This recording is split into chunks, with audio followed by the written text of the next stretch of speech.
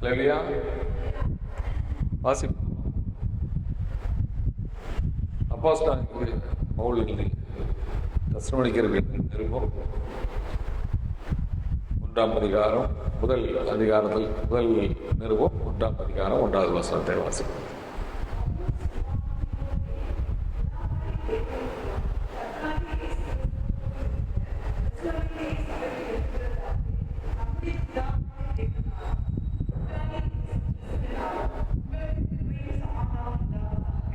அல்லேலூயா.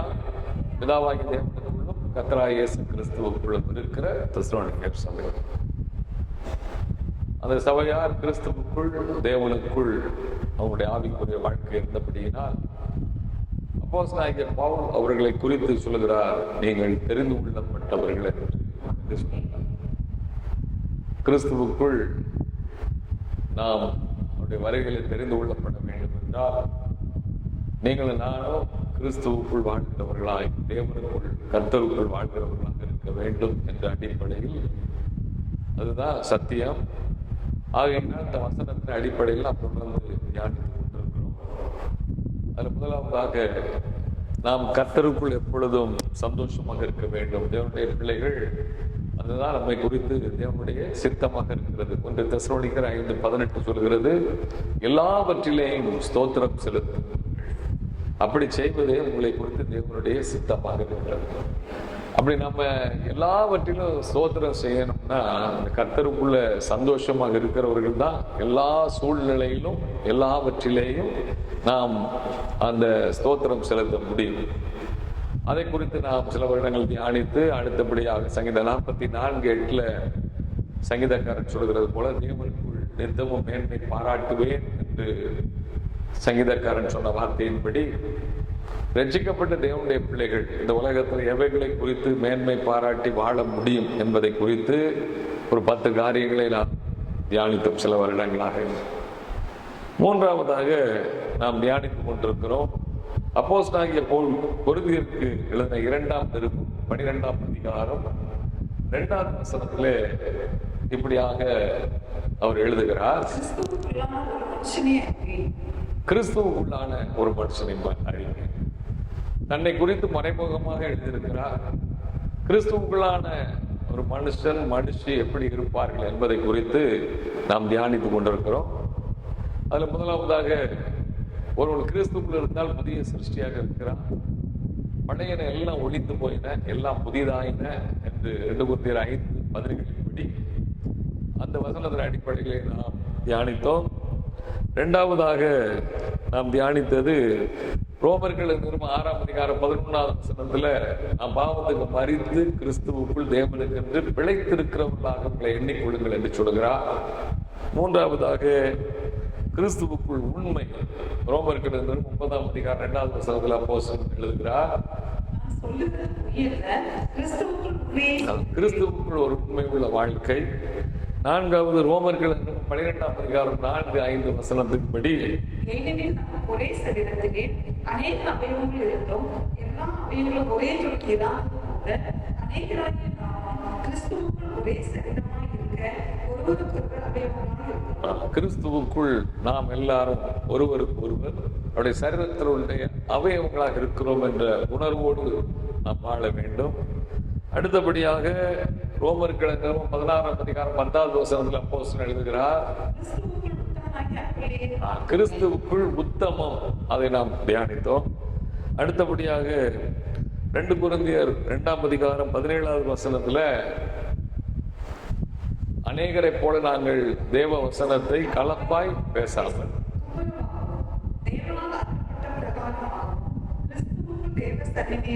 கிறிஸ்துவுக்குள் நான் பேசுகிறது அவருடைய சன்னிதானத்தில் பேசுகிறேன் என்ற உணர்வோடு சத்தியத்தை புரட்டாமல் சத்தியத்தை சத்தியமாக நாங்கள் போதிக்கிறோம். துப்புரவாக தேவனால் பெற்றுக்கொண்ட அந்த கிறிஸ்துடைய உபதேசத்தை கலப்பில்லாமல் நாங்கள் துப்புரவாக தேவனால் அருளப்பட்ட பிரகாரம் நாங்கள் பேசுகிறோம் என்று சொல்கிறார்.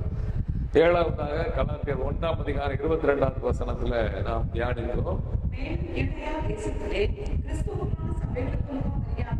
கிறிஸ்துவுக்குள்ளான சபை, கிறிஸ்துவுக்குள்ளான மனுஷி கிறிஸ்துவுக்குள்ளான சபைக்குள் இருக்கிறார்கள். அந்த சபையில் 1 தீமோத்தேயு 15 படி அந்த தேவனுடைய வீடு தேவனுடைய சபையாய் சத்தியத்துக்கு தூணும் ஆதாரமாய் இருக்கிறது. சத்தியத்துக்கு தூணும் ஆதாரமாக இருக்கிறது. அந்த வீட்டுல அவர் அப்போஸ்தலன் எழுதுகிறார், தாமதிப்பேனாகில் தேவனுடைய வீட்டிலே நடக்க வேண்டிய வகையை நீ அறியும்படி இவைகளை உனக்கு எழுதுகிறேன். தேவனுடைய வீட்டிலே நடக்க வேண்டிய வகையை நீ அறியும்படி இவைகளை உனக்கு எழுதுகிறேன். அந்த தேவனுடைய வீட்டில ரட்சிக்கப்பட்ட விசுவாசிகள் எல்லாரும் எப்படி நடக்கணும் அப்படிங்கிறத 2 நிருபங்களில் அப்போஸ்தலனாகிய பவுல் தீமோத்தேயுக்கு எழுதியிருக்கிற காரியங்களை 47 காரியங்களை நாம் தியானித்தோம். இப்போ 8வது காரியமாக அப்போஸ்தலனாகிய பவுல் எபேசியர்கள் நிருபம் 1ஆம் அதிகாரம் 4வது வசனத்தில் நம்ம கிறிஸ்துவுக்குள் நம்ம எதற்காக தெரிந்து கொண்டார் என்று எழுதுகிறார். அன்பில் பரிசுத்தம் உள்ளவர்களும் குற்றமில்லாதவர்களாய் இருப்பதற்கு அவர் உலக தோற்றத்திற்கு முன்னே கிறிஸ்துவுக்குள் நம்மை தெரிந்து கொள்ளப்பட்டது. நாம் அன்பில் பரிசுத்தம் உள்ளவர்களும் குற்றமில்லாதவருமாய் இருப்பதற்கு அவர் உலக தோற்றத்திற்கு முன்னே கிறிஸ்துவுக்கு நம்மை தெரிந்து கொண்டிருக்கிறார் என்பதை நாம் தியானித்தோம். இப்பொழுது நாம் தியானித்துக் கொண்டிருக்கிறது 9வது காரியம். அப்போஸ்தலனாகிய பவுல் எபேசியர்கள் நிருபம் 4ஆம் அதிகாரம் 15வது வசனத்தில் எழுதுகிறார், அன்புடன் சத்தியத்தை கைக்கொண்டு தலையாய கிறிஸ்துவுக்குள் எல்லாவற்றிலேயும் நாம் வளர்வதாக இருக்கும்படியாக அப்படி செய்தார். அன்புடன் சத்தியத்தை கைக்கொண்டு தலையாகிய கிறிஸ்துவுக்குள் எல்லாவற்றிலேயும் நாம் வளர்கிறவராய் இருக்கும்படி அப்படி செய்தார் என்று எழுதியிருக்கிறார். அல்லேலூயா. அப்படி செய்தார்னா அப்ப எதையோ ஒன்று செய்திருக்கிறார். அது என்ன செய்தார் என்றால் 13வது வசனத்தில் நம்ம பார்க்கிறோம்,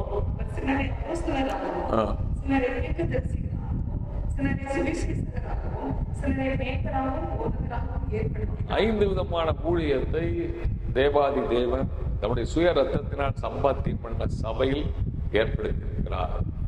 இந்த 5 பேரும் என்ன வேலை செய்யணும் அப்படின்னு சொல்றாரு. அது அந்த 11, 12 வசனங்கள்ல பார்க்கிறோம்.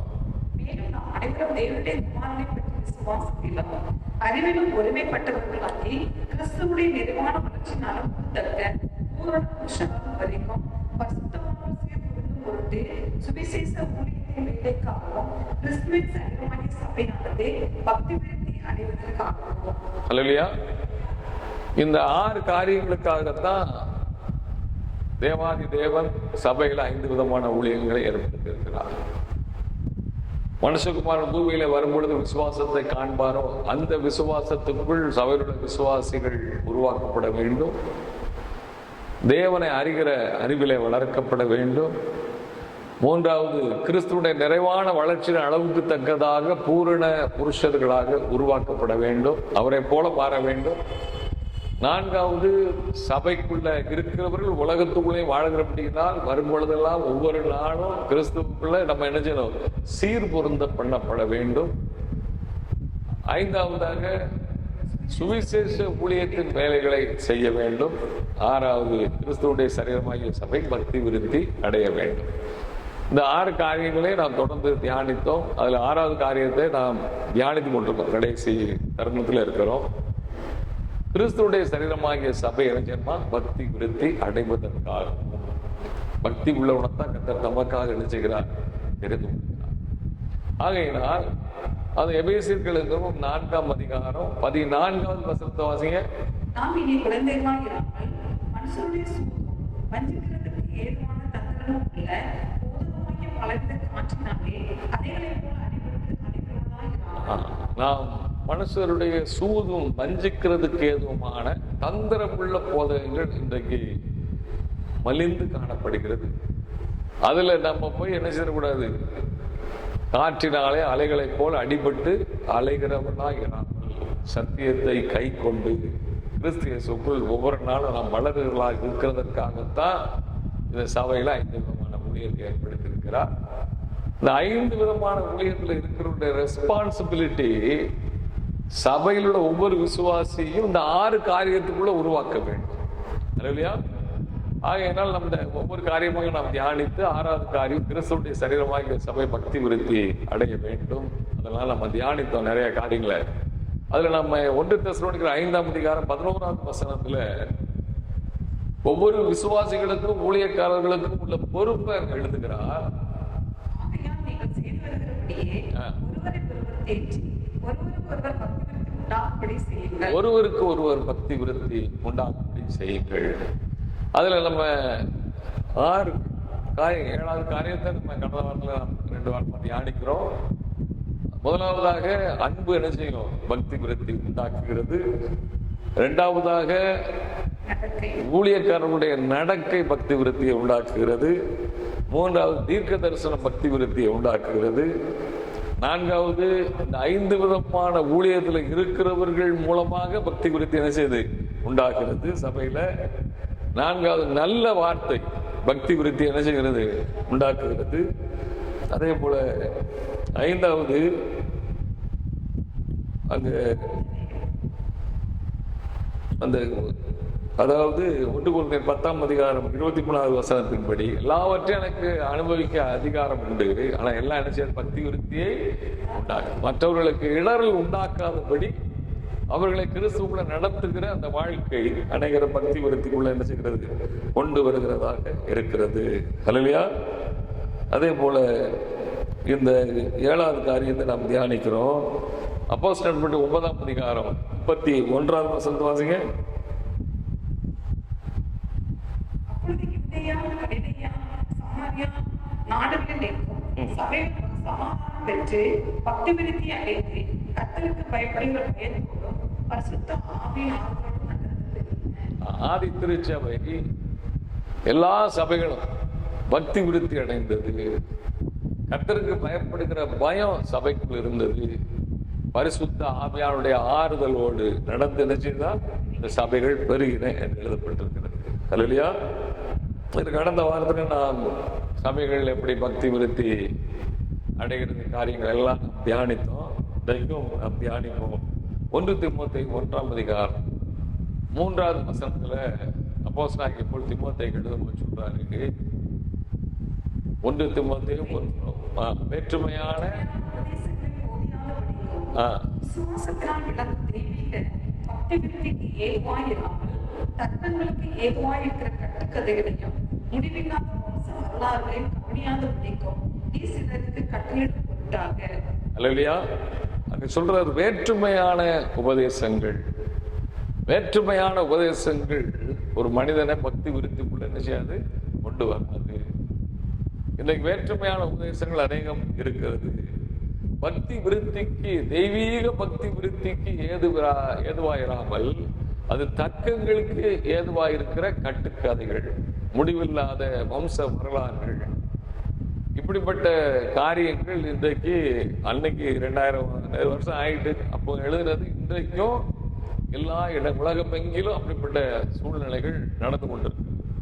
நீங்க பாத்தீங்கன்னா ஒவ்வொருத்தரும் அந்த பைபிளை ஒவ்வொரு விதமா புரட்டி அவர்களுக்கு ஏற்றாற் போல அந்த பலவிதமான போதகங்களுக்குள்ளே அவர்கள் மக்களை நடத்துகிறார்கள். அல்லேலூயா. அந்த வேற்றுமையான உபதேசங்கள் அது என்ன செய்யுதுன்னா, இயேசு கிறிஸ்துவ அப்போஸ்தலன் சொல்கிறார் 1 கொரிந்தியர் 15ஆம் அதிகாரம் 19வது வசனத்துல, இம்மைக்காக நாம் கிறிஸ்துவ மேல் நம்பிக்கை உள்ளவர்களா இருந்தால் பரிதபிக்கப்படத்தக்கவர்களா இருப்போம்னு சொல்றாரு அப்போஸ்தலன். ஆனா வேற்றுமையான உபதேசம் என்ன செய்யுதுன்னா, இம்மைக்காகத்தான் கிறிஸ்துவை தேடுகிற காரியங்கள்ல அவர்களை உருவாக்குகிறது. இம்மைக்காக கிறிஸ்துவ மேல் பக்தியா இருக்கிறேன் அப்படின்னு சொன்னா அந்த பக்தியை தேவன் என்ன செய்ய மாட்டாரு? அங்கீகரிக்க மாட்டார். இல்லையா?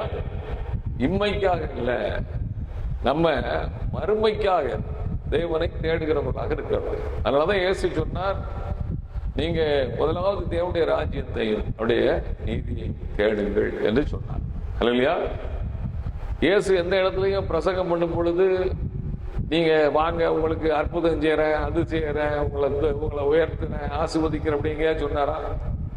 எல்லா இடங்களிலும் அவர் சொன்னது ஸ்டார்டிங்கே என்னன்னா, மனம் திரும்புங்கள், பரலோக ராஜ்யம் சமீபித்திருக்கிறது என்று சொன்னார். இல்லையா? அப்போஸ்தலர்கள் இயேசு கிறிஸ்துவின் உபதேசத்தை பெற்றுக்கொண்டவர்கள் எல்லாருமே தேவனுடைய ராஜ்யத்தை குறித்து மாத்திரமே பிரசங்கம் பண்ணினார். இயேசு இந்த பூமியில தேவனுடைய ராஜ்யத்தை குறித்து, பரலோக ராஜ்யத்தை குறித்தே பிரசங்கம் பண்ணினார். இல்லையா? அப்ப பாருங்க, இம்மைக்குரிய காரியங்களை இயேசு எங்கேயுமே என்ன செய்யல, சொல்லல. அப்போஸ்தலர்களும் எந்த நிருபத்திலையும் வாசித்து பாருங்கள், இம்மைக்குரிய காரியங்களை அவர்கள் என்ன செய்யல, சொல்லல. அல்லையா?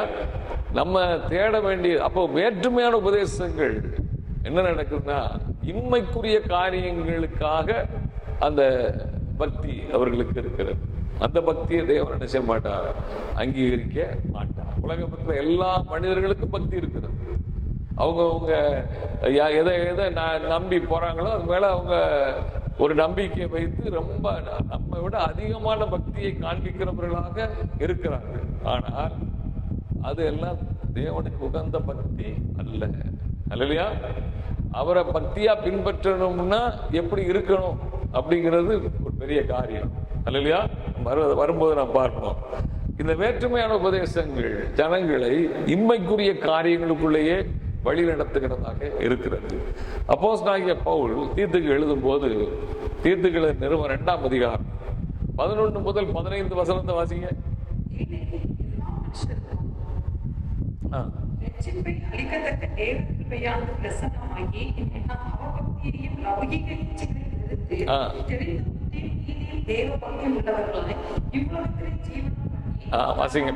ஒரு நிறுத்தி வாசிங்க. அதாவது அவர் சொல்றாரு அங்க 11ஆவது வசனத்தை வாசிங்க. எல்லா மனுஷருக்கும் ரட்சிப்பை அளிக்கத்தக்க தேவ கிருபையானது இயேசு கிறிஸ்து பிரசன்னமாகி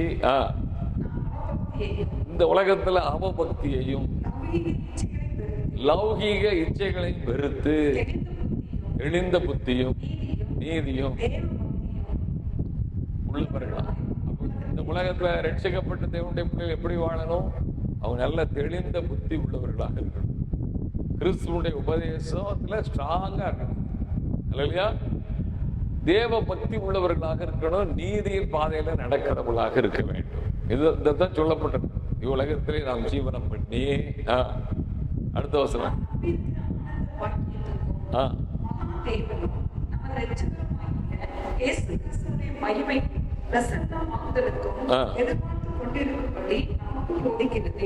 அல்லேலூயா. அவர் சொல்றாரு, இந்த நம்ம பரலோக ராஜ்யத்தை எதிர்பார்த்து இயேசு கிறிஸ்துவினுடைய வருகையை எதிர்பார்த்து அவருடைய மகிமையின் பிரசன்னமாதலுக்கு எதிர்பார்த்து கொண்டு இருக்கும்படி நமக்கு போதிக்கிறது. நம்ம ஒவ்வொருவரும் அப்ப என்ன செய்யணும் சொல்றாரு? நம்ம இந்த உலகத்துல நம்ம லௌகீக காரியங்களை வெறுத்து, உலகத்தினுடைய லௌகீக இச்சைகளை வெறுத்து, அவபக்தி இல்லாதவர்களாய் தெளிந்த புத்தி உள்ளவர்களாய் நீதியும் தேவபக்தி உள்ளவர்களாக இயேசு கிறிஸ்துவுடைய வருகையை குறித்து ஆவலோடு நாம் என்ன செய்யணுமா, எதிர்பார்த்திருக்கிற வாழ்க்கைக்குள்ள இருக்க வேண்டும் என்று போதிக்கிறது. அடுத்த 2 வசனத்தை வாசிங்க.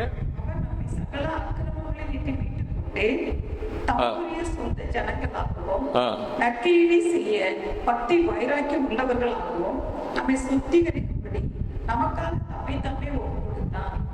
எதற்காக ஒப்பு கொடுத்திருக்கிறாரு? நம்மை பாவத்திலிருந்து நம்மை மீட்டெடுத்து அவருடைய சொந்த பிள்ளைகளாக்கி நற்கிரியைகளை செய்ய பக்தி வைராக்கியம் உள்ளவர்களாக இருக்கும்படி நம்மை சுத்திகரிக்கும்படி நமக்காக தம்மை தாமே ஒப்பு கொடுத்தார். இவைகளை நீ பேசி போதித்து சகல அதிகாரத்தோடும் கடிந்து ஒருவனும் உன்னை அசட்டை பண்ண இடக்கூடாது. நீ இதை ஸ்ட்ராங்கா பேச, நீ போதித்து சகல அதிகாரத்தோடும் என்ன செய், நீ கடிந்து கொள், ஒருவரும் உன்னை அசட்டை பண்ண இடம் கூடாது இருப்பாயாக என்று எழுதியிருக்கிறார். இல்லையா? இப்ப பாருங்க, இந்த உலகத்துல நாம் வாழும்போது இந்த முக்கியமான காரியம், நாம் அவபக்தியும் லௌகீக இச்சைகளையும் என்ன செய்யணும், வெறுத்தவர்களாக வாழ வேண்டும். இந்த அவபக்தி நீங்க பாத்தீங்கன்னா யூதா, அப்போஸ்தலன் யூதா தம்முடைய நிருபத்துல எழுதுகிறார். 14, 15 வசனத்தை வாசிக்க. அது ஒரே அதிகாரம் தான். அதுல 14, 15 வசனம்.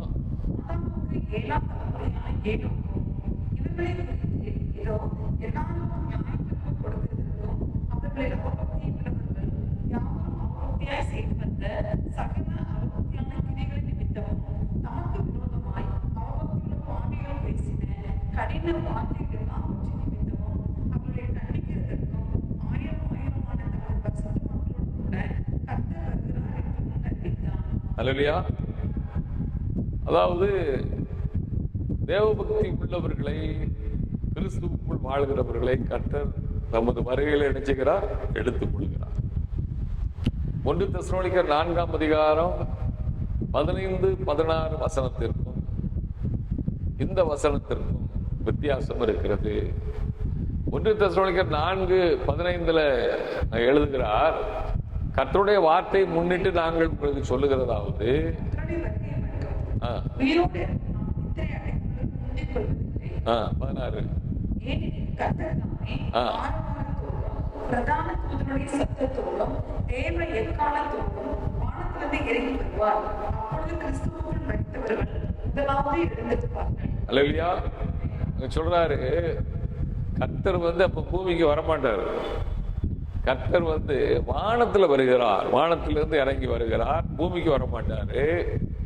அப்ப என்ன நடக்குதுன்னா, ஆரவாரம், பிரதான தூதருடைய சத்தம், தேவ எக்காலத்தோடு வானத்திலிருந்து இறங்கி வருவார்.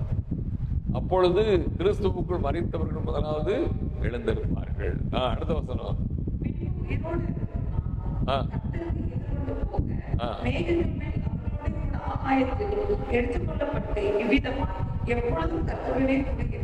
நாம் இங்கிருந்து போவோம், அவர்கிட்ட எடுத்துக்கொள்ளப்பட்டு மேகங்கள் மேல் அவர்களோடு கூட ஆகாயத்தில் எடுத்துக்கொள்ளப்பட்டு இவ்விதமாய், அதாவது மணவாட்டி சபை, பரிசுத்த வார்த்தையுடைய ஐக்கியம் தான் மணவாட்டி சபை. எந்த நேம் போர்டு கிடையாது.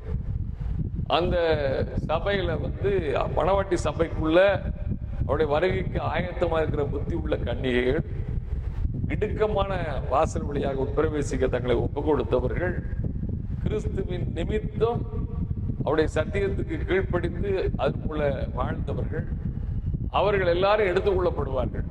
அப்ப அவங்க தான் இங்கிருந்து மேகங்களோடு, மேகங்கள் மேல் அவரோடு கூட ஆகாயத்தில் என்ன செய்வாங்களா, எடுத்துக்கொள்ளப்படுவார்கள். அங்க யூதாவில் எழுதும்போது சொல்லுகிறாரு, அங்க திரும்ப திரும்ப சொல்றாரு, அவபக்தி உள்ளவர்களை அவங்கள கண்டிக்கிறதற்கு, அவபக்தியாய் பேசினவர்கள். அந்த 14ஆவது வசனத்துல எத்தனை அவபக்தி போட்டு பாருங்க. அவபக்தி உள்ளவர்கள் யாவரும் அவபக்தியாய் செய்து வந்த சகல அவபக்தியான கிரியைகளின் நிமித்தமும் 15 சொல்றாரு,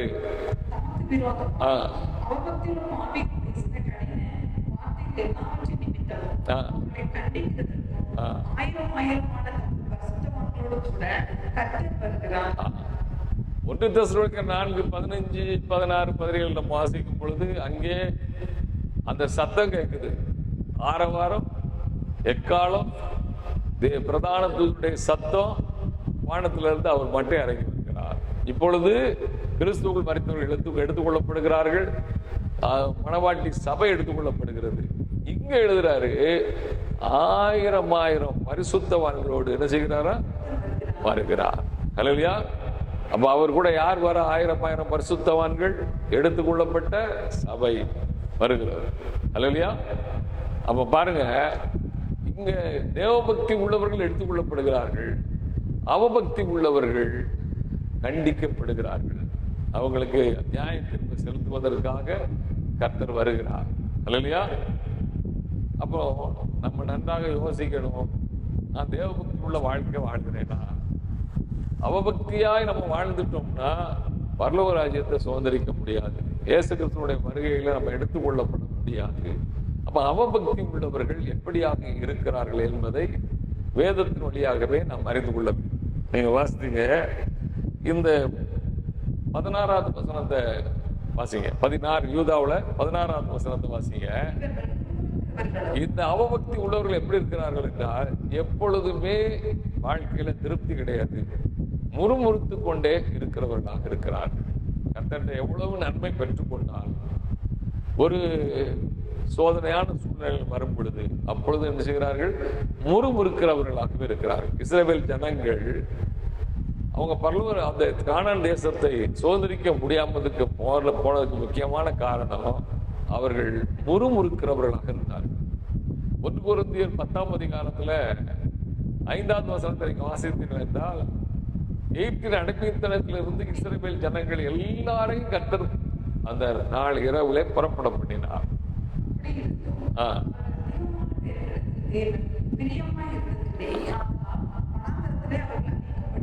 பாருங்க, அவர்களில் அதிகமான பேர்களிடத்தில் தேவன் நினைச்சில்லையா பிரியமா இருந்ததில்லை. அல்லையா? அதாவது ரட்சிக்க கர்த்தரை தேடி வந்து தெரிந்து கொண்டு நம்ம ரட்சித்திருக்கிறார். அல்லையா? அதே கர்த்தர் தான் சொல்லியிருக்கிறார், முடிவு பரியந்தம் நிலைத்திருக்கிறவன் தான் என்ன செய்வான், ரட்சிக்கப்படுவான் என்று சொல்லியிருக்கிறார். அல்லையா?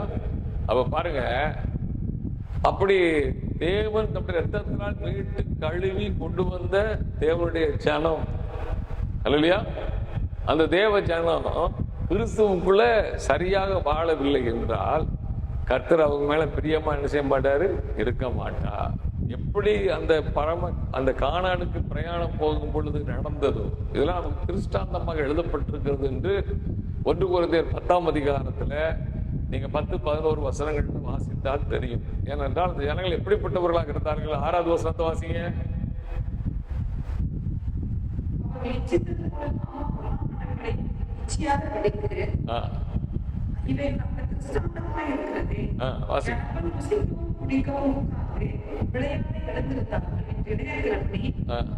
அவர்களில் சிலர் விக்கிரக ஆராதனை நீங்களும் ஆகாதீர்கள்.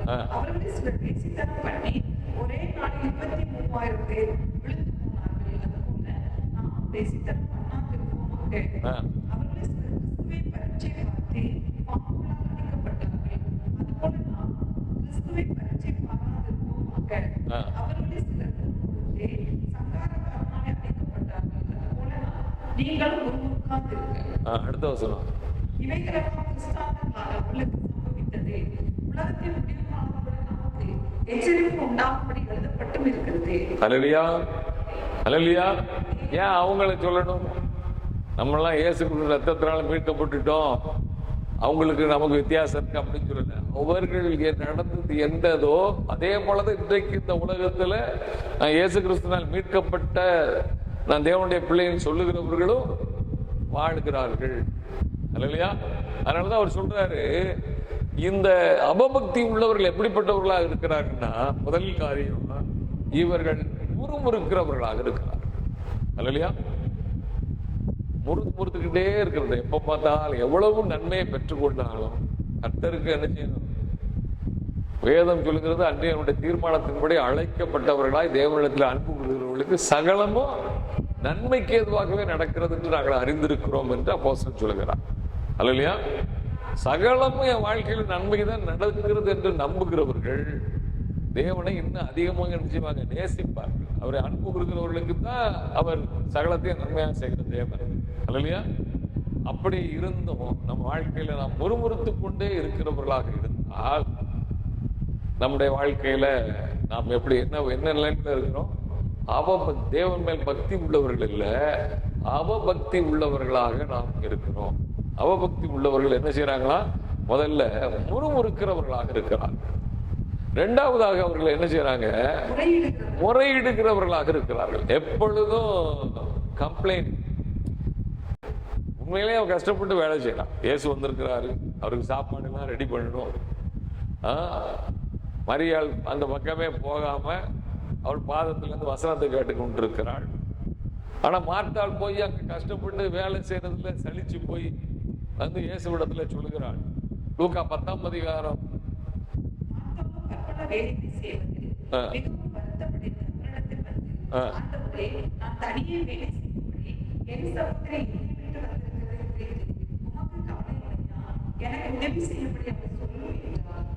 அவர் கேட்கறது வந்து கஷ்டப்பட்டு வேலை செய்யறவங்களுக்கு ஒரு உதவி செய்யறதுக்கு அவன் வரலாம்ல. எல்லா வேலையும் முடிச்சுட்டு தான் 2 பேரும் உட்காந்து உங்க பாதத்துல உட்காந்து கேட்கிறோம். அந்த முறையிடுதலை இயேசு என்ன செய்யல, அங்கீகரிக்கவில்லை.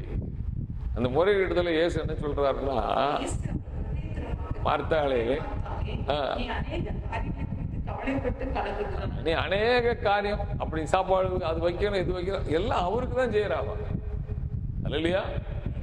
நீ கலங்குகிறாய், தேவையானது ஒன்றே.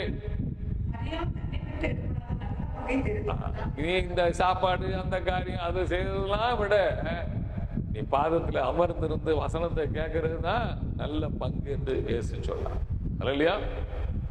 அப்போஸ்தலன் யாக்கோபு எழுதின நிருபம் 5ஆம் அதிகாரம் 9வது வசனத்தை வாசிங்க.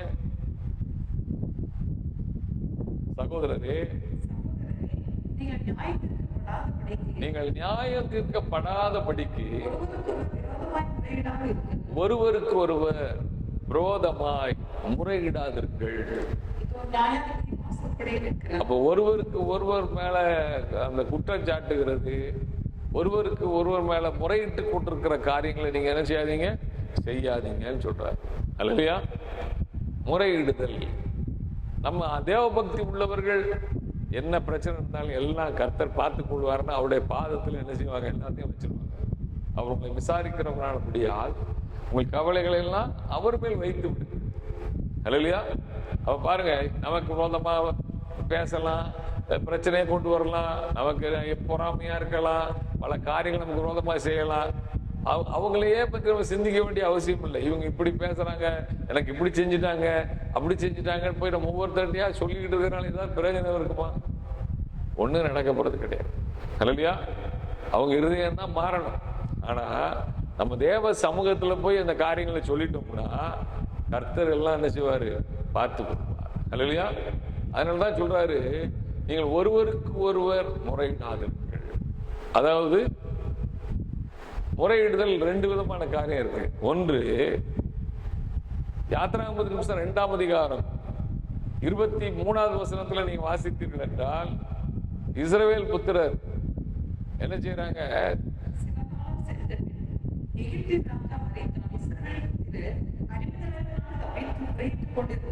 தேவனை நோக்கி அங்க என்ன செய்யறாங்க, தங்களுடைய கஷ்டத்தை முறையிட்டார். அல்லையா? இப்ப என்னாகமத்தின் புஸ்தகம் 11ஆம் அதிகாரம் 1வது வசனத்துல வாசிங்க. அங்கேயும் ஜனங்கள் முறையிட்டுக் கொண்டிருந்தார்கள். பாருங்க, ரெண்டு விதமான காரியம். இங்கேயும் மோசே கிட்ட முறையிட்டு கொண்டே இருக்கிறார். எதுக்கு? இறைச்சி வேணும், இந்த அடிமைத்தனத்திலிருந்து வெளியே வர சொல்லி முறையிட்டார்கள் இஸ்ரவேல் ஜனங்கள். இப்ப அதே இஸ்ரவேல் ஜனம் முறையிடுகிறது. எப்படி முறையிடுதல்? எங்களுக்கு இறைச்சி தரலையே. அது கர்த்தருடைய செவிகளில், அங்க செவிகளில் எட்டியது. கர்த்தர் ஆபிரகாமோடு யாக்கோபு, ஈசாக்கோடு யாக்கோபோடு பண்ணின உடன்படிக்கையை கர்த்தர் நினைத்தருளினார். கர்த்தர் இஸ்ரவேல் ஜனங்களை நினைத்தருளினார். அல்லையா? இங்க அதே ஜனம் முறையிடுது. இப்ப கர்த்தர் அது செவிகளில் எப்படி இருக்குது? பொல்லாப்பாக இருக்கு. அல்லையா? அதான் யாக்கோபு எழுதுகிறார் 4ஆம் அதிகாரம் 1 முதல் 3 வசனத்தை வாசிங்க. ஜெபத்தினுடைய தன்மையை எழுதுறாருங்க.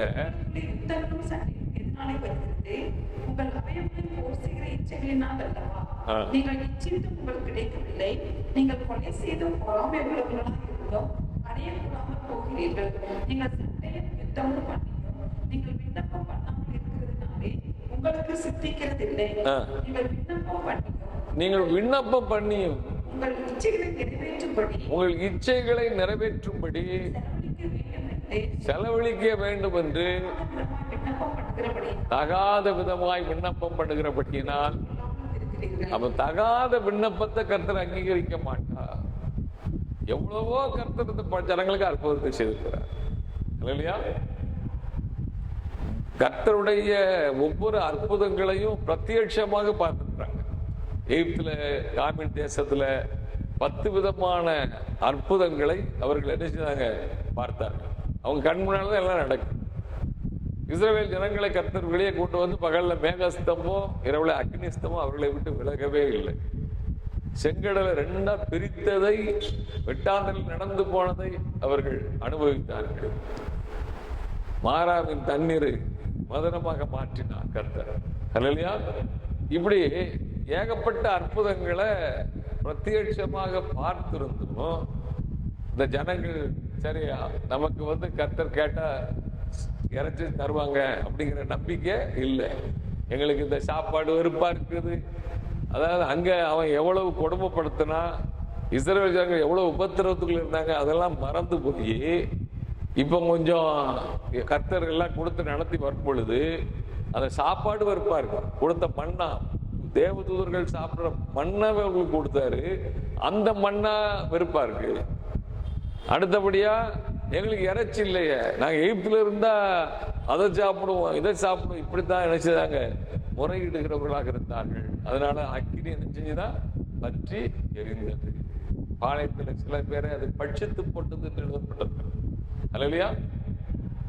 முறையிடுதல். தேவ சமூகத்துல நம்முடைய விண்ணப்பம் தகாத விண்ணப்பமாக இருக்கக்கூடாது.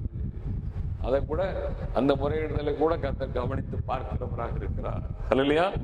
அப்ப முறையிடுகிறவர்கள். மூன்றாவது, தங்கள் எனக்கு என்ன தோணுதோ, என் விருப்பம் என்னதோ அதன்படியே என்ன செய்கிறவர்கள், நடக்கிறவர்களாக இருப்பார்கள். யாரு?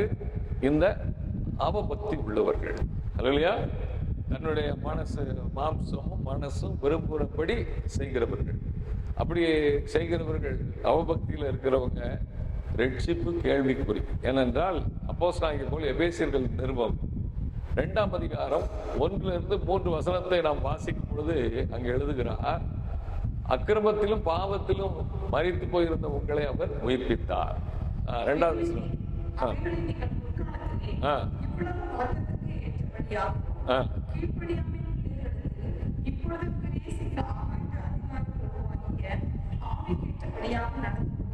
பிசாசுடைய ஆளுகைக்குள்ள அவன் நடத்தின பிரகாரம் நம்ம நடந்து கொண்டிருக்கணும்.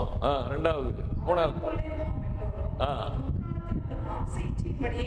நம்முடைய மாம்ச இச்சையின்படியே நடந்து நாம் நம்முடைய மாம்சமும் மனசும் விரும்பினவைகளையே செய்து சுவாபத்தினாலே மற்றவர்களைப் போல கோபாக்கினையின் பிள்ளைகளாக இருந்தோம். அப்படிப்பட்ட நம்ம தான் அவர் நினைச்சிருக்கிறாரு, உயிர்ப்பித்திருக்கிறார். அல்லையா? கிருபையினால் அவர் ரட்சித்திருக்கிறார். அல்லையா?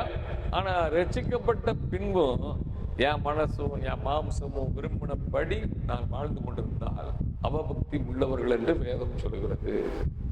அல்லையா? பாருங்க, அவர்கள் என்ன செய்றாங்கன்னா தங்கள் இச்சைகளின்படியே நடக்கிறவர்கள். அல்லையா? கர்த்தருக்கு பிரியமா நடக்கிறவர்கள் அல்ல. ஜெபம் பண்ணணும், அது தேவனுக்கு பிரியம். வேதம் வாசிக்கணும், தேவனுக்கு பிரியம். சபை கூடுதலுக்கு வரணும், அது தேவனுக்கு பிரியம். ஆனா இதெல்லாம் எதுவுமே இல்லாதபடி ஏதோ ரசிக்கப்பட்டிருக்கிறேன், ஒரு சண்டே பிலிவர் மாதிரி வந்துட்டு போயிட்டு நான் இருந்துகிட்டு இருந்தேன்னா, அன்னைக்கு அது அந்த காலத்துல கடன் திருநாள் இருந்தது.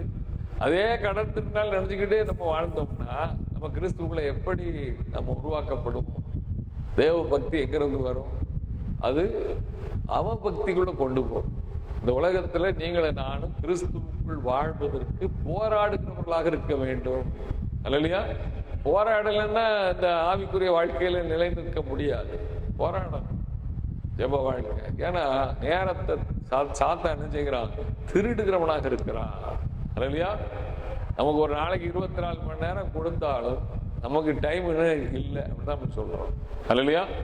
இன்னும் எனக்கு டைம் இன்னைக்கு இல்லை, டைம் இல்லை சொல்றாங்களா? இன்னைக்கு அங்கே வர முடியல, எனக்கு டைமே இல்லை. 24 மணி நேரம் கொடுத்துருக்கு, டைமே இல்லையா? என்ன செஞ்சீங்க? அப்ப எதனால அப்படி வருது? ஏன் மாம்சமும் ஏன் மனசு விரும்புகிறபடியே நான் செய்யறேன், ஓடிக்கொண்டிருக்கிறேன். அல்லையா? நமக்கு நல்ல டைம் கொடுத்துருக்கிறாரு. நம்ம தூங்குறதுக்கு ஒரு 8 மணி நேரம், 6 மணி நேரம், 7 மணி நேரம் தூங்குறவங்க தூங்கலாம். அல்லையா? ஒரு நாளைக்கு எவ்வளவு நேரம் டைம் கொடுத்துருக்கிறாரு நமக்கு? 24 மணி நேரத்துல மீதி 17 மணி நேரம், 18 மணி நேரம் பார்த்தீங்கன்னா நம்ம என்ன செய்யறோம்? ஜெபம் பண்றோமா, வேதம் வாசிக்கிறோமா? அப்படி இருந்தும் அந்த நாள் முழுவதும் நீங்க ஜெபமே பண்ணல, நீங்க வேதமே வாசிக்கல, அப்படி சொல்ற நிலைமை இருந்துச்சுன்னா அப்ப என்ன நிலைமையில நம்ம இருக்கிறோம்? நம்ம தேவ பக்தியை என்ன செய்யறோம்? விட்டு விடுகிறோம். அல்லையா? சரீர முயற்சி அற்ப பிரயோஜனம் தான். சரீர முயற்சி நீங்க செய்கிறது எல்லாம் அற்ப பிரயோஜனமானது. அலைஞ்சி திரிஞ்சு ஓடி ஆடி வேலை செஞ்சுட்டு வந்து இன்னைக்கு ஒண்ணுமே நடக்கல அப்படிதான் சொல்றோம். அல்லையா? ஆனா தேவ பக்தி இந்த ஜீவனுக்கும் இதற்கு பின்வரும் ஜீவனுக்கு அது வாக்குத்தத்தம் உள்ளதாகையால் 1 தீமோத்தேயு 4:8 தெளிவா அப்போஸ்தலன் எழுதுறார், அது வாக்குத்தத்தம் உள்ளதாகையால் எல்லாவற்றிலும் அதுதான் பிரயோஜனமானது. தேவ பக்தி தான் பிரயோஜனமானது. அல்லையா?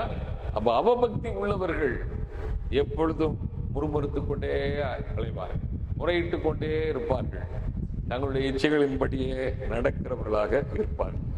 இவருடைய கேரக்டர் எப்படி இருக்குதுன்னா அதிலே சொல்லப்பட்டிருக்குது, இவருடைய வாய் போதும், இவருடைய வாய் என்ன செய்யுமா? இருமாப்பானவைகளையே பேசிக்கொண்டோம். அல்லையா? இன்னைக்கு கர்த்தருடைய வார்த்தை இப்படி வருது, நம்ம இப்படி நடக்கணும், அது அப்படி இப்படி அங்க இப்படி இப்படியே பேசிக்கிட்டே காலத்தை ஓட்டிக்கிட்டு போனீங்கன்னா நம்ம கிறிஸ்துக்குள்ள ஒரு நாள் என்ன செய்ய மாட்டோம்? உருவாக்கப்பட மாட்டோம். அல்லையா?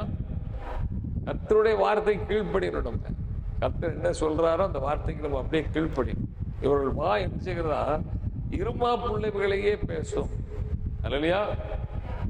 அந்த ஊழியக்காரரை கூட நம்ம எழுதும் போது அங்க சொல்றாரு, 1 தீமோத்தேயு 3ஆம் அதிகாரத்துல 5-6 வசனமா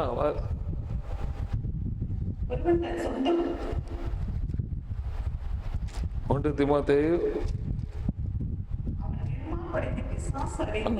எத்தனாம் வசனம்?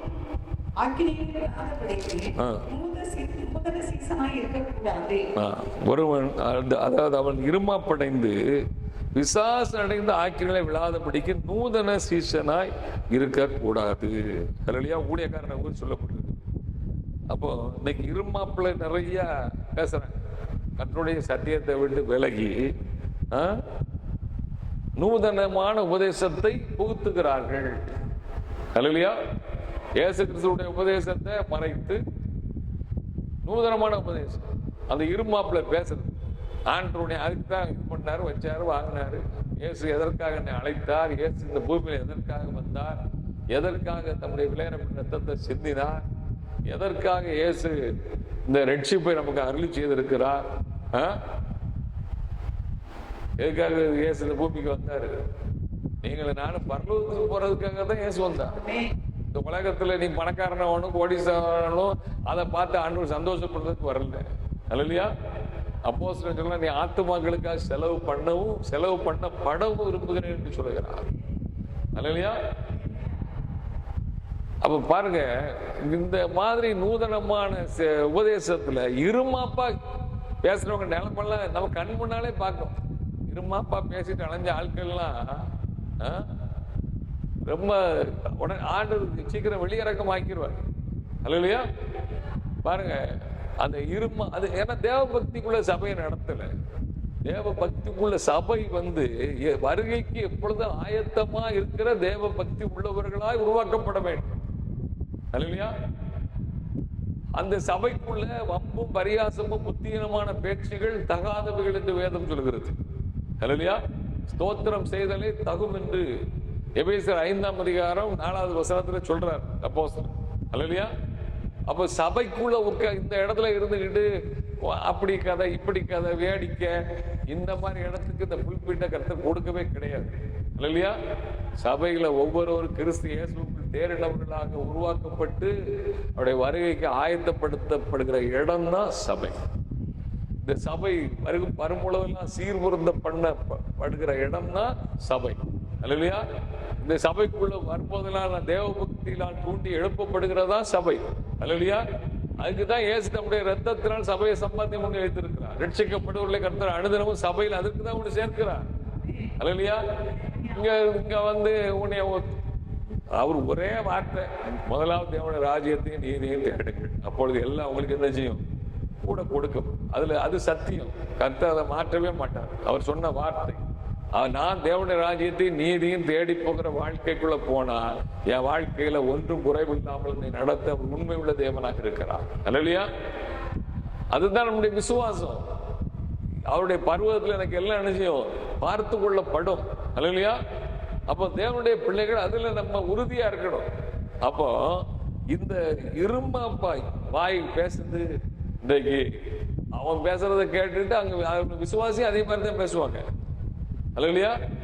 அவன் இருமாப்பா பேசுவான், அதே வார்த்தையை தான் பேசி. ஏன்னா கர்த்தர் என்ன சொல்லியிருக்காருன்னா, நீங்க பாத்தீங்கன்னா 2 தெசலோனிக்கேயர் 2ஆம் அதிகாரம் 10ஆம் வசனத்துல இருந்து வாசிங்க.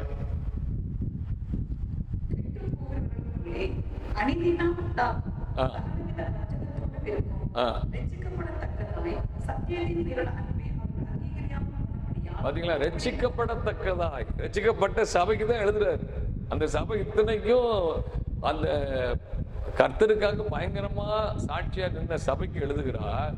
ரட்சிக்கப்படத்தக்கதாய் சத்தியத்தின் மேலுள்ள அன்பை அவர்கள் அங்கீகரியாமல் போனபடியால் அப்படி நடக்கும். ஏன்னா அவன் பயங்கரமான அந்தி கிறிஸ்துவ வந்து பயங்கரமா அற்புதங்கள் அடையாளங்கள்லாம் செய்வான்.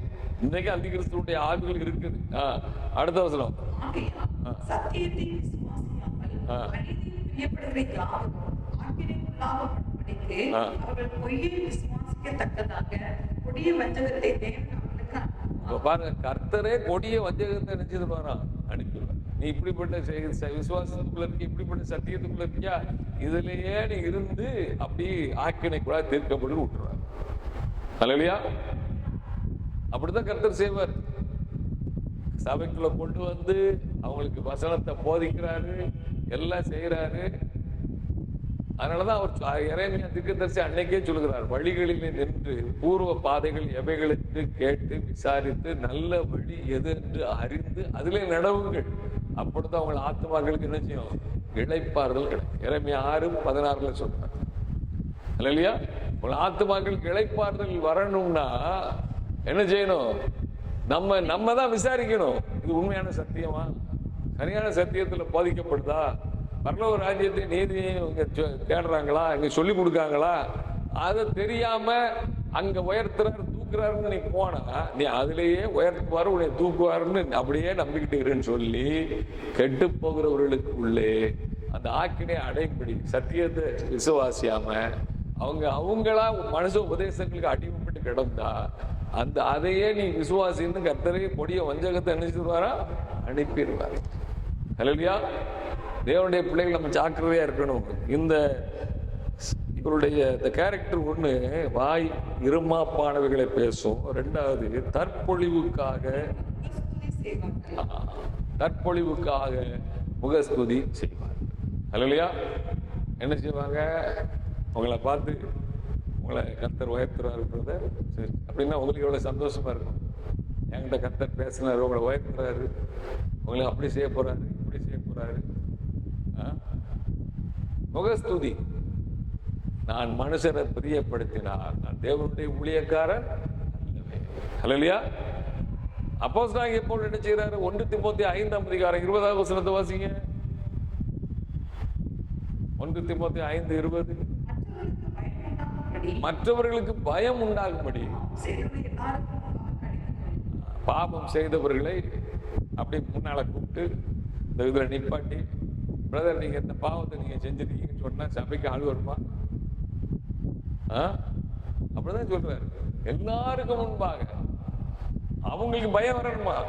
ஐயோ நம்ம தப்பு செய்துட்டோம்னா நம்மளுக்கு என்ன இருந்துடும்,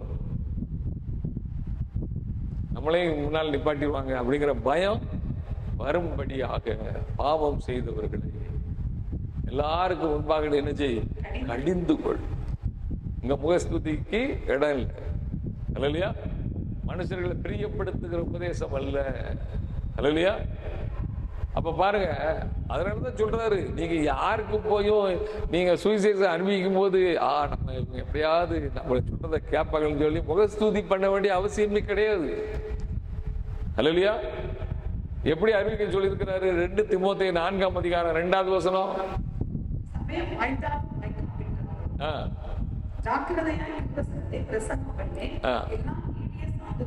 நீ பொறுமையா சாந்தத்தோட இருந்து கிறிஸ்துனுடைய உபதேசத்தோடும் எப்படியா கண்டனம் பண்ணி கடிந்து கொண்டு புத்தி சொல்லி, இப்படிதான் சுவிசேஷம் அறிவிக்க சொல்லியிருக்கு. ஹல்லேலூயா. நீங்க ரட்சிப்பு யாருடையது? கர்த்தருடைய. நம்ம ரட்சிக்க முடியாது யாரையும். ஹல்லேலூயா. ரட்சிப்பு கர்த்தருடைய. அதனாலதான் சொல்றாரு, நம்ம சொல்ல வேண்டிய சத்தியத்தை கரெக்டா சொல்லணும். உங்களுக்கு ஒருத்தருக்கு நீங்க சுவிசேஷம் சொல்றீங்கன்னா அவர் செய்த இந்த இப்படிப்பட்ட பாவத்துல இருந்து நீங்க வெளியே வரணும், பாவத்தை அறிக்கை பண்ணுங்க, நீங்க முழுமையான சத்தியத்துக்குள்ள வாங்க, கடிந்து அவங்களுக்கு சாந்தத்தோடு உபதேசத்தை சொல்லி கண்டனம் பண்ணி, இப்படி இந்த உலக அழிவுக்கு வைக்கப்பட்டிருக்கிறது பிரதர் சிஸ்டர், என்னைக்குனாலும் இயேசு வருவாரு, நரகத்துக்கு நம்ம பெயரக்கூடாது, கடிந்து கொண்டு நீ புத்தி சொல்லு, வசனத்தை எடுத்து பேசணும். ஒரு கந்தாகை மந்திரி அங்க போகும்போது பிலிப்புவை சேர்ந்து கொள்ள சொல்லி பிலிப்பு அவருக்கு சத்தியத்தை போதித்ததுனாலதான் அந்த மனுஷன் உடனே எனக்கு ஞானஸ்நானம் கொடுங்கன்னு கேட்கிறாரு. அல்லேலூயா. அப்ப பாருங்க, அப்படி நம்ம கடிந்து கொண்டு நம்ம அவங்களுக்கு புத்தி சொல்லுகிறவர்களாக நம்ம இருக்கணும். 55ஆம் அதிகாரம் 10-11 வசனத்தை வாசிங்க.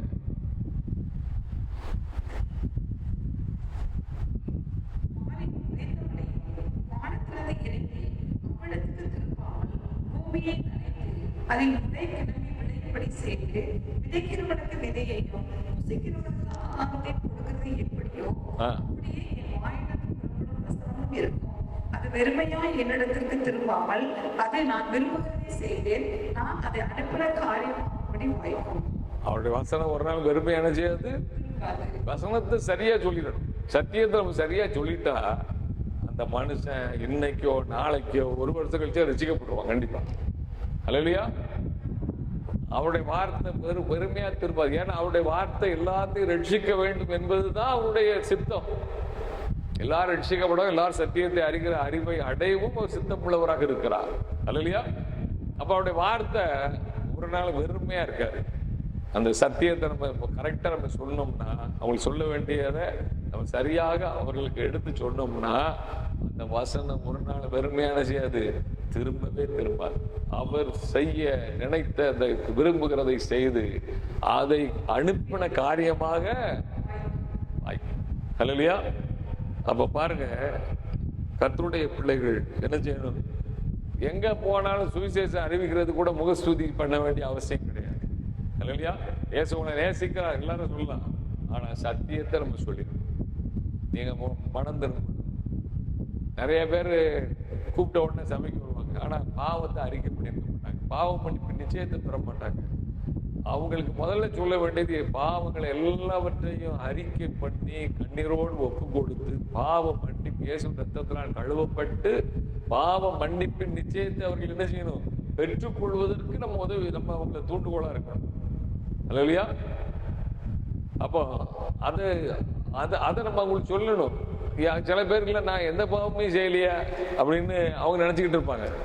எல்லா பாவம் இல்லை என்றால் நாம் நம்மையே வஞ்சிக்கிறவர்களாக இருக்கிறோம் அப்படின்னு யோவான் அப்போஸ்தலன் எழுதுகிறார். 1 யோவான் 1ஆம் அதிகாரம் அங்க 9வது வசனத்தை வாசிங்க.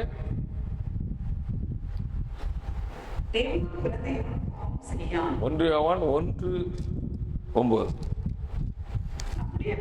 நாம் அறிக்கையிட்டால் பாவங்களை நமக்கு மன்னித்து எல்லா அநியாயத்தை நீக்கி நம்மை சுத்திகரிப்பதற்கு அவர் உண்மையை நீதி உள்ளவராக இருக்கிறார். அடுத்த வசனம். நாம் பாவம் செய்யவில்லை என்போமானால் நாம் அவரை வெளியேறாதவர்களாக இருப்போம். அவருடைய வார்த்தை நமக்குள் இராது. 8வது வசனம். நமக்கு பாவம் இல்லை என்போமானால் நம்மை வஞ்சிக்கிறவர்களாக இருப்போம். சத்தியம் நமக்குள் இராது. அப்போ எந்த மனிதனும் உலகத்துல என்ன செய்யறான்? பாவத்தோடு தான் இருக்கிறான். அதனால நான் எந்த பாவமும் செய்யலையே பிரதர் அப்படின்னு யாரும் சொன்னா அது அவரையே வஞ்சிக்கிற மாதிரி ஆயிடும். அப்படி இல்லை. நீங்க நிதானமா ஒய்த்து ஆராய்ந்து கர்த்தருக்கு முன்பாக கண்ணீரோடு பாவங்கள் எல்லாம் அறிக்கை பண்ணுங்க. கர்த்தர் உங்களுக்கு விவரம் தெரிஞ்ச காலத்துல இருந்து இன்னைக்கு வரைக்கும் எல்லா காரியத்தையும் ஒரு ரீல் ஓட்டின மாதிரி ஓட்டி காமிச்சிருவார். அல்லேலூயா. பாவங்களை மறைக்கிறவன் ஆளுடைய மாட்டான், அவைகளை அறிக்கை செய்து விட்டு விடுகிறவன் தான். பரிசுத்த ஆவியாருடைய வேலையே அவர் பாவத்தை குறித்து, நீதியை குறித்து, நியாயத்திற்பை குறித்து தான் கண்டித்து உணர்த்துவார். அல்லேலூயா. அதுதான் சபை. அல்லேலூயா. அப்ப பாருங்க, இந்த அவபக்தி உள்ளவர்கள் இப்படிதான் இருப்பாங்க. அவர்கள் எப்படி முறுமுறுக்கிறவர்கள், முறையிடுகிறவர்கள், தங்கள் இச்சைகளுக்கு நடக்கிறவர்கள், இருமாப்பாய் பேசுகிறவர்கள், முகஸ்துதி செய்வார். தங்களை நல்லா இது பண்றதுக்கு ஏற்றாப்புல மற்றவர்களை முகஸ்துதி செய்வார்கள். இன்னும் 3 காரியங்கள் இருக்கிறது. நம்ம தொடர்ந்து அடுத்த வாரத்தில் தியானிப்போம். எல்லா கண்களை மூடி நாம் ஜெபிப்போமா? அன்பின் பரலோக பிதாவே, ஆசீர்வதிக்கப்பட்ட இந்த வேளையிலும் இந்த பைபிள் ஸ்டடியில் எங்களோடு பேசின வார்த்தைகளுக்காக ஸ்தோத்திரம். நாங்கள் தேவ பக்தி உள்ளவர்களாய் கிறிஸ்துவ உருவாக்கப்படும்படியாய் கர்த்தாவே,